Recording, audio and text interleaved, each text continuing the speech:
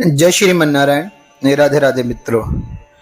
भाद्रपद शुक्ल पक्ष जलझूलनी एकादशी व्रत और पद्मा एकादशी का महात्म कथा।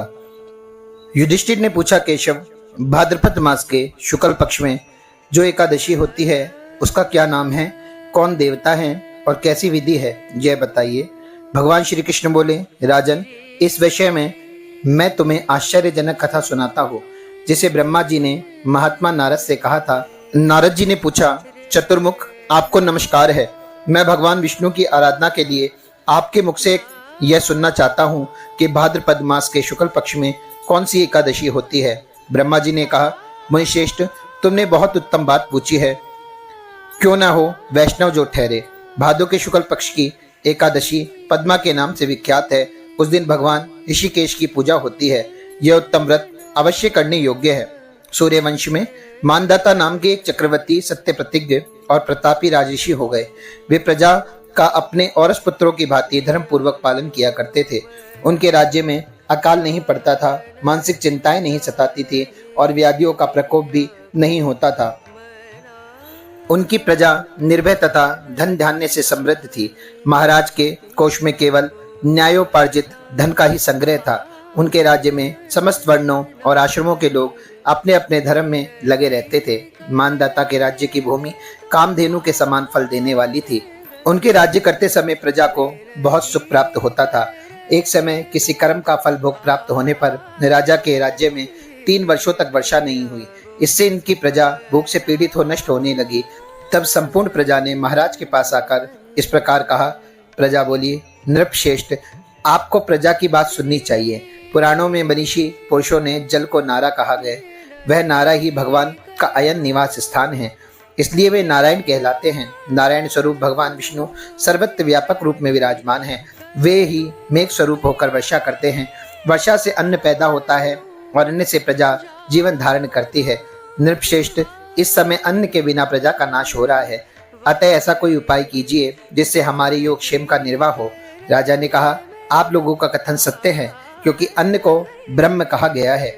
अन्न से ही प्राणी उत्पन्न होते हैं और अन्न से ही जगत जीवन धारण करता है। लोक में बहुधा ऐसा सुना जाता है तथा पुराण में भी बहुत विस्तार के साथ ऐसा वर्णन मिलता है। राजाओं के अत्याचार से प्रजा को पीड़ा होती है, किंतु जब मैं बुद्धि से विचार करता हूँ तो मुझे अपना किया हुआ कोई अपराध नहीं दिखाई देता।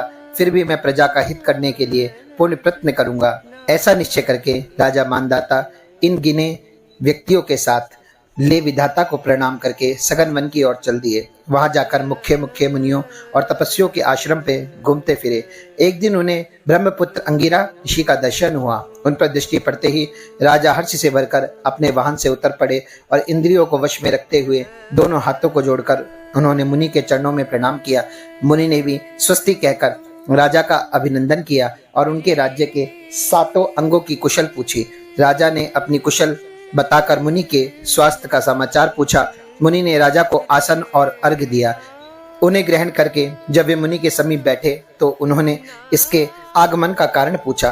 तब राजा ने कहा, भगवान, मैं धर्मानुकूल प्रणाली से पृथ्वी का पालन कर रहा था, फिर भी मेरे राज्य में वर्षा का अभाव हो गया।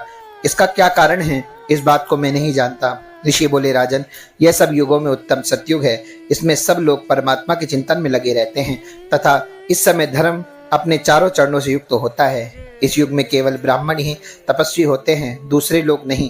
किंतु महाराज, तुम्हारे राज्य में एक शूद्र तपस्या करता है, इस कारण मेघ पानी नहीं बरसाते। तुम इसके प्रतिकार का यत्न करो जिससे यह अनावृष्टि दोष शांत हो जाए। राजा ने कहा, मुनिवर, एक तो यह तपस्या में लगा है, दूसरा निरपराध है, अतः मैं इसका अनिष्ट नहीं करूंगा। आप उक्त दोष को शांत करने वाले किसी धर्म का उपदेश कीजिए। ऋषि बोले, राजन, यदि ऐसी बात है तो एकादशी का व्रत करो। भाद्रपद मास के शुक्ल पक्ष में जो पद्मा के नाम से विख्यात एकादशी होती है, उसके व्रत के प्रभाव से निश्चय ही उत्तम वृष्टि होगी। नरेश, तुम अपनी प्रजा और परिजनों के साथ इसका व्रत करो। ऋषि का यह वचन सुनकर राजा अपने घर को लौट आए। उन्होंने चारों वर्णों की समस्त प्रजाओं के साथ भादो के शुक्ल पक्ष की पद्मा एकादशी का व्रत किया। इस प्रकार व्रत करने पर मेघ पानी बरसाने लगे, पृथ्वी जल से आपवालिप्त हो गई और हरी भरी खेती से सुशोभित होने लगी। उस व्रत के प्रभाव से सब लोग सुखी हो गए। भगवान श्री कृष्ण कहते हैं, राजन, इस कारण इस उत्तम व्रत का अनुष्ठान अवश्य करना चाहिए।